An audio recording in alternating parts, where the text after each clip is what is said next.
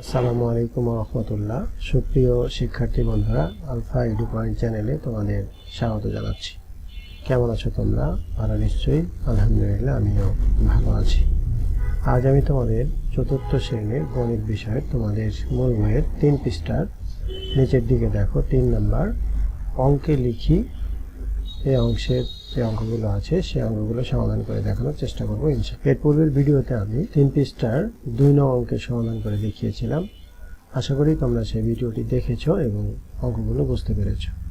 আর যারা নতুন তারা আমার চ্যানেল থেকে পূর্বের ভিডিওগুলো দেখে আসতে পারো, তাহলে তোমাদের জন্য বুঝতে সুবিধা হবে। আর নিয়মিত ভিডিও পেতে আমার চ্যানেলটি সাবস্ক্রাইব করে বেল আইকনটি অন রাখতে পারো, তাহলে যখনই আমি নতুন কোনো ভিডিও আপলোড দেব তখন তুমি এর নোটিফিকেশন পেয়ে যাবে। আর যারা অলরেডি সাবস্ক্রাইব করেছো তাদেরকে অসংখ্য ধন্যবাদ।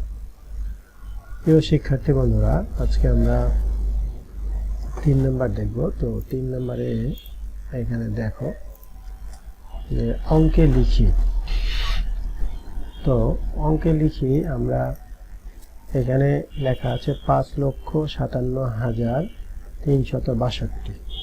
তো এইগুলো আমরা এই যে ছকটা আছে সেই ছকের অনুযায়ী যদি আমরা এগুলো করি তাহলে একটু বুঝতে সুবিধা হবে। ছক করেই যে করতে হবে বিষয়টা এরকম না, তোমরা এই ছকটা এভাবে মিলিয়ে করলে তোমাদের জন্য সুবিধা হবে। তো এইটা করার জন্য এখানে দেখো যে 5 লক্ষ, তাহলে আমরা লক্ষর ঘরে 5 দিব, অর্থাৎ তাহলে 5 লক্ষ আছে, তাহলে লক্ষ আর নিযুত মিললে কিন্তু লক্ষ হয়। তাহলে আমরা এই লক্ষের ঘরে আমরা 5 দিলাম। এরপরে 57,000, অযুত আর হাজার মিলে যেহেতু হাজার হয় তাহলে 57 আমরা এই হাজারের ঘরে দিলাম 57। এরপরে বলছে 362, তাহলে 3 শতকের ঘরে, আর 62 আমরা কি জানি 6 10 2 62, 6 10 2 62। তাই দেখো এই যে এই ছকটা একক দশক শতক হাজার অযুত লক্ষ নিযুত কোটি, এই ছকটা অনুযায়ী যদি তোমরা লেখো তাহলে কিন্তু খুব সহজে এটা হয়ে যাবে। এখন এটা লেখার পরে বা এই সংখ্যাগুলো এখানে বসানোর পরে ঠিক যেভাবে আছে সেভাবে এখানে লিখে দিলে হয়ে যাবে, অর্থাৎ 5,57,362। এটি হলো এই যে এই 3-এর 1 নম্বরের এই যে এটা উত্তর। আচ্ছা, এরপরে দেখো 12 লক্ষ, তাহলে লক্ষ আর নিযুতের ঘরে মিলে আমরা এই 12 লিখবো। তাহলে 12 যেহেতু 2 সংখ্যা, তাহলে এখান থেকে লেখা যাচ্ছে না, এইটা সহ 12 লিখবো। তাহলে 1 আর এখানে হলো 2, তাহলে 12 লক্ষ আর 3,000, তাহলে হাজারের ঘরে হলো 3, তাহলে অযুতের ঘরে কিন্তু 0, 3,884, তাহলে শতকের ঘরে 8, 84 আমরা কি জানি 8 10 4 84। দেখো 12 লক্ষ 3,884, এটুকু লিখলে এখন হয়ে যাবে এখানে।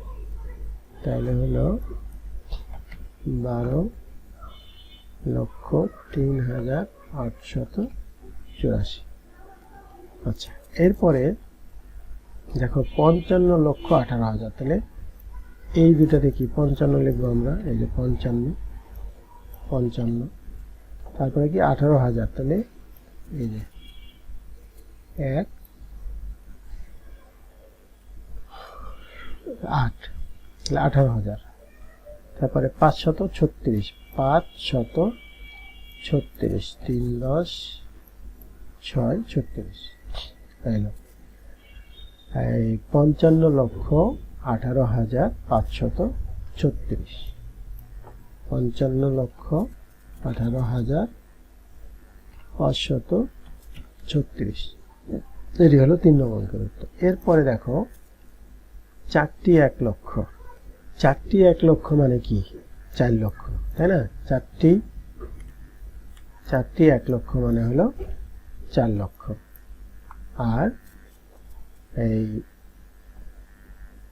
12টি 1,000, তাহলে 12টি 1,000 মানে কত 12,000, তাহলে এই যে হাজার আর অযুত মিলে 12, আর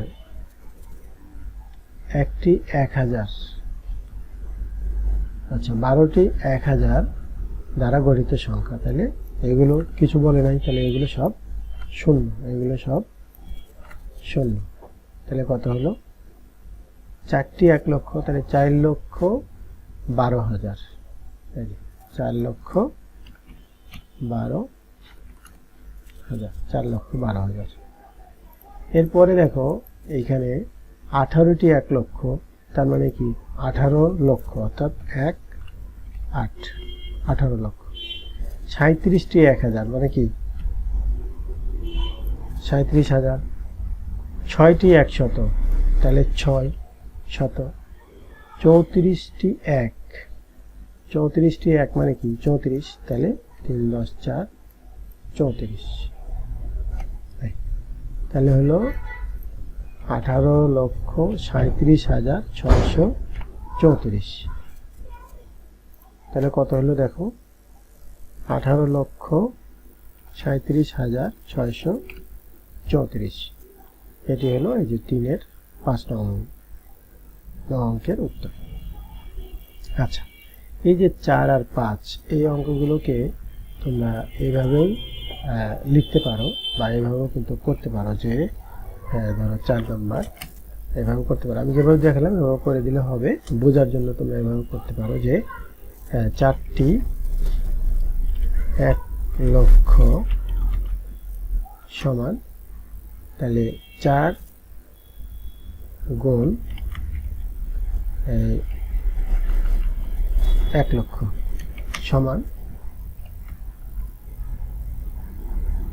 এই 4 লক্ষ, এভাবে করতে হবে। এরকম করেও কিন্তু করা যায়, এভাবে করা যায়। আচ্ছা, এরপরে বলছে 12টি 1000, তাহলে 12টি 1000,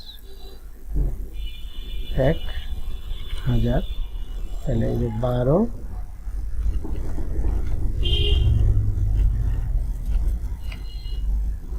এই 1000, তাহলে কত হবে 12,000।